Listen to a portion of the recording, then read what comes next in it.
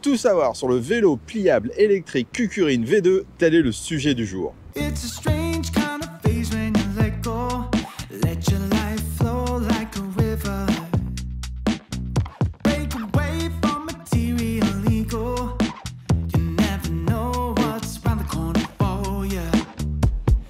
Aujourd'hui, tu vas tout savoir sur ce petit vélo électrique pliable, également à tout petit prix. En plus, il est homologué pour pouvoir rouler en France. Et oui, il est bridé à 25 km/h. C'est surtout un vélo léger et compact qui prend vraiment pas beaucoup de place. Cette vidéo est aujourd'hui la plus complète que tu trouveras sur le Kukurine V2. Et oui, je te propose son unboxing, sa présentation détaillée, ses caractéristiques, son comportement sur route. Bref, tu vas absolument tout savoir grâce à cette vidéo. Allez, on commence par l'unboxing. Alors quand tu reçois le carton, tu as à l'intérieur le vélo, mais il n'est pas entièrement monté. C'est à toi de monter quelques composants, mais je te rassure, c'est assez rapide. Il faut à peu près 10 minutes pour monter le vélo et tu as tous les accessoires qui vont bien.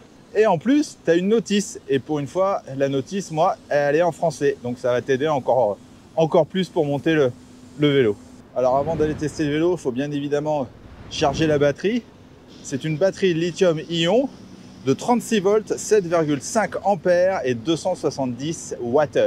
Pour cela, tu peux la connecter au chargeur qui lui fait 1,5 ampères et 42 volts. Soit tu le fais directement sur le vélo, parce que là la batterie elle est au niveau de la tige de selle, donc tu enlèves le petit capuchon à l'arrière de la tige de selle et tu plugues directement le chargeur, ou alors tu enlèves la tige de selle et donc la batterie à l'aide de la clé sécurisée. Par contre, si tu enlèves la batterie, n'oublie pas de la déconnecter aussi en dessous. Il y a la prise pour la connecter au vélo.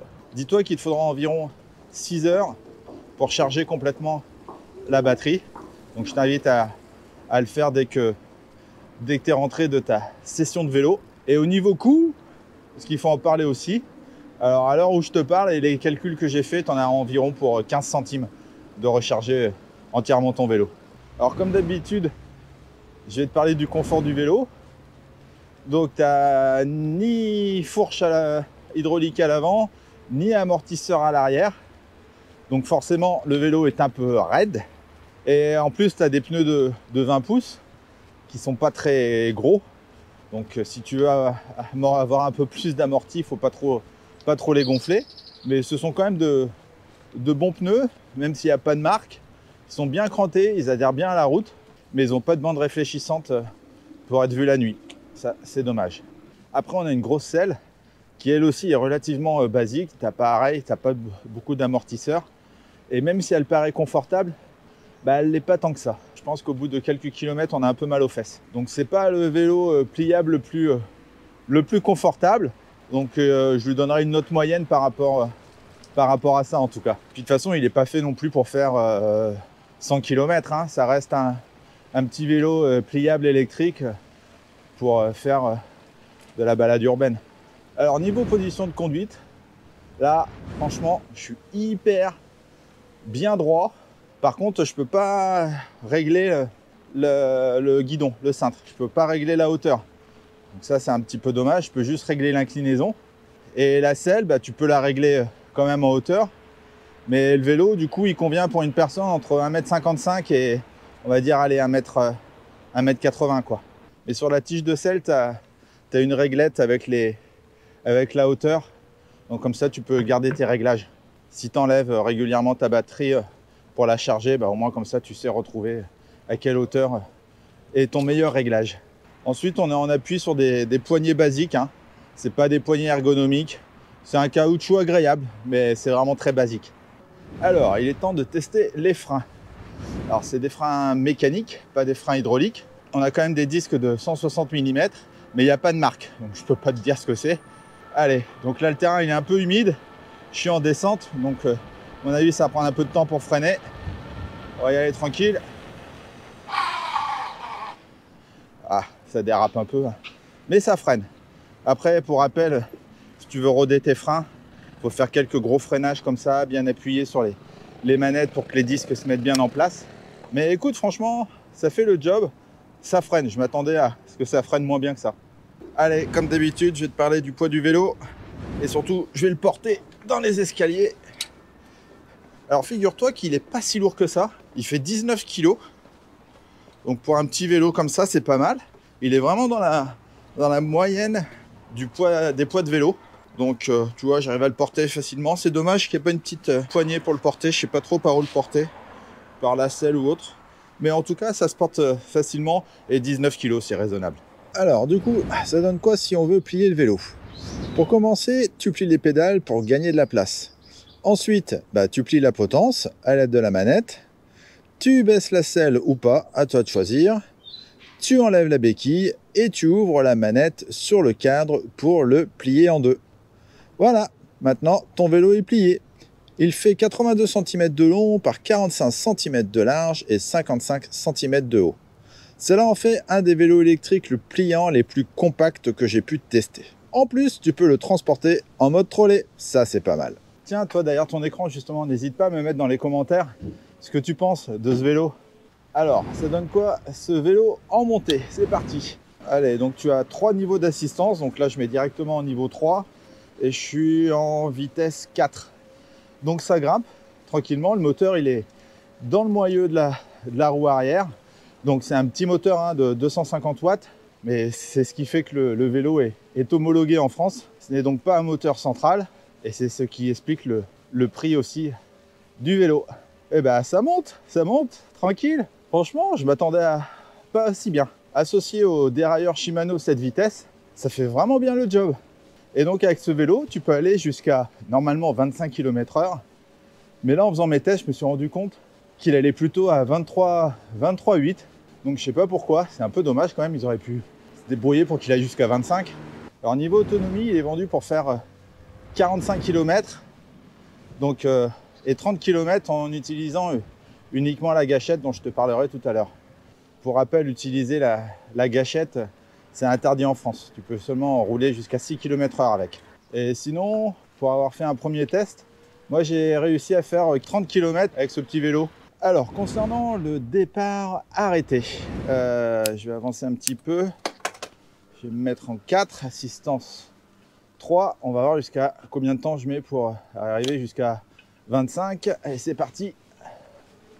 Alors, 10, 12, 14, 15, 16, 17, 20, 21, 22, 23, 23 et demi. Oups, petite bosse. 23 et demi, c'est ce que je disais tout à l'heure. J'arrive pas à aller jusqu'à 25. Il est bridé à 23 et demi. Bon, il faut quelques secondes, mais ça va. On va dire que c'est raisonnable. Alors, tu sais, j'aime bien aussi tester les vélos sans assistance. Vu qu'il n'est pas très lourd, franchement, ça se fait vraiment nickel. En plus, avec le dérailleur Shimano 7 vitesses, il n'y a vraiment aucun souci. Tu peux rouler, pédaler. Alors après, il faut bien utiliser le dérailleur Shimano 7 vitesses, mais franchement, tu peux pédaler uniquement en mode vélo musculaire. Ça marche aussi très bien. Tu n'es même pas obligé d'avoir l'assistance électrique. Comme je te l'ai dit tout à l'heure, on a un cintre, un guidon bien droit. Alors, il n'est pas réglable en hauteur, juste en inclinaison. Alors dessus, tu as les poignées, donc qui ne sont pas ergonomiques, comme je te l'ai dit tout à l'heure. Ils sont relativement basiques. Ensuite, tu as les leviers de frein, qui eux aussi sont des leviers de frein mécaniques basiques. Normalement, tu as une sonnette, mais en voulant la régler, je l'ai cassée direct. Donc à mon avis, elle n'était pas très solide. Et à gauche, donc tu as le contrôleur qui te sert de display.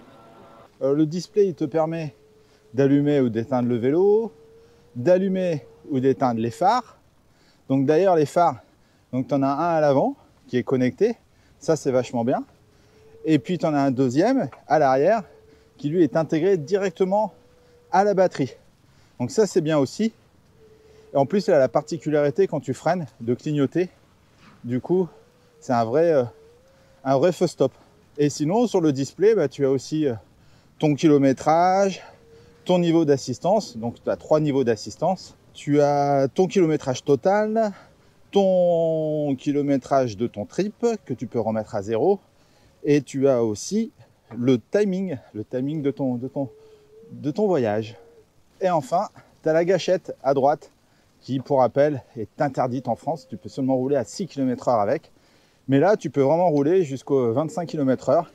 Tu n'as même pas besoin de pédaler, tu as juste à actionner la petite gâchette. Et si jamais tu veux la désactiver pour respecter la réglementation française, je t'invite à juste le déconnecter, tout simplement. Puis tu as aussi donc forcément les gâchettes et le dérailleur, les manettes Shimano, 7 vitesses.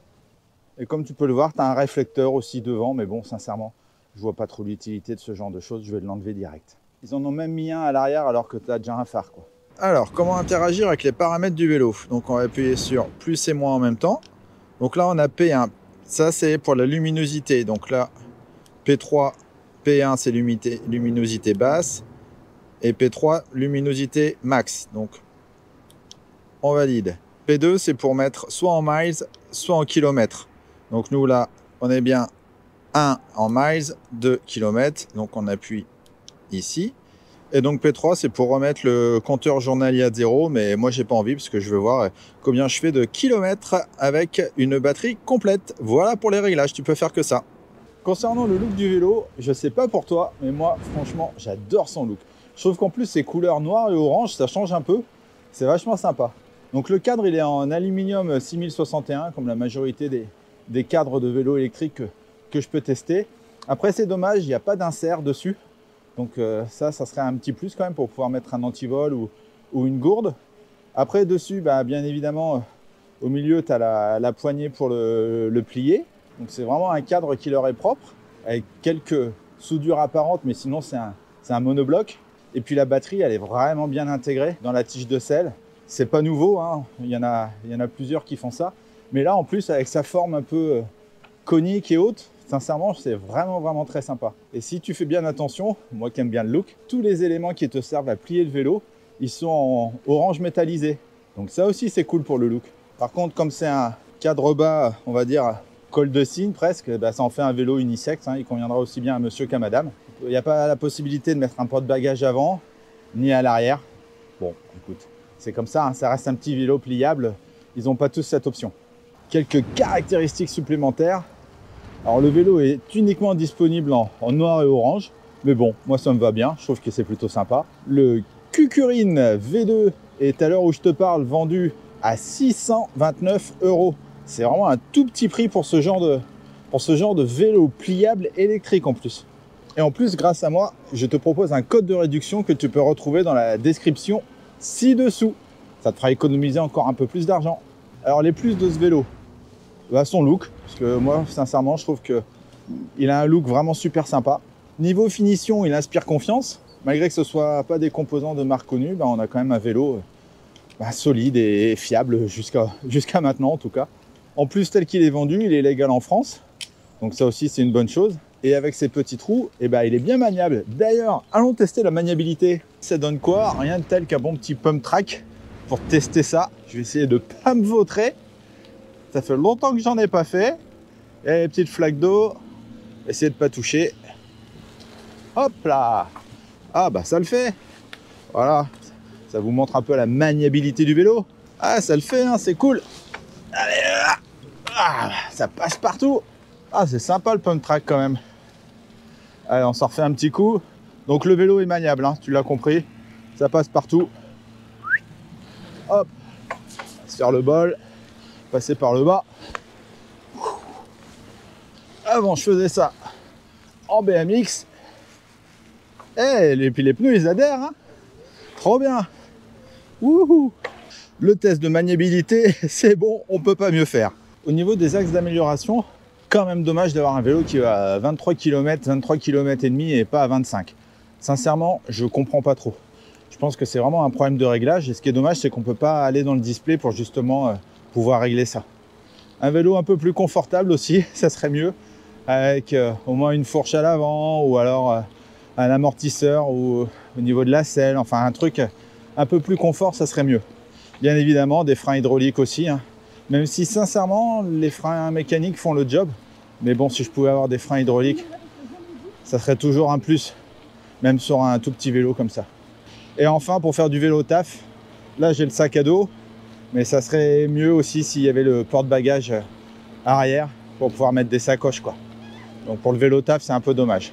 En conclusion, Le Kukurin V2 est un super petit vélo pliable et électrique à prix ultra abordable et c'est ça qu'il faut retenir. Il conviendra à ceux qui recherchent un vélo qui prend pas beaucoup de place, qui tient dans le coffre d'une voiture ou qui tient dans un placard parce qu'il est vraiment très compact. Et certes, il n'a pas une grande autonomie, mais en tout cas, il conviendra très bien pour faire vos petits déplacements, que ce soit en milieu urbain ou à la campagne. Voilà, c'est terminé pour cette vidéo. Merci de l'avoir regardé jusqu'au bout. Si tu as des questions concernant ce produit, n'hésite pas à les poser dans les commentaires. Et si tu veux me soutenir, n'hésite pas non plus à mettre un pouce vers le haut. À suivre d'autres vidéos tests du monde du vélo urbain. Ciao, ciao!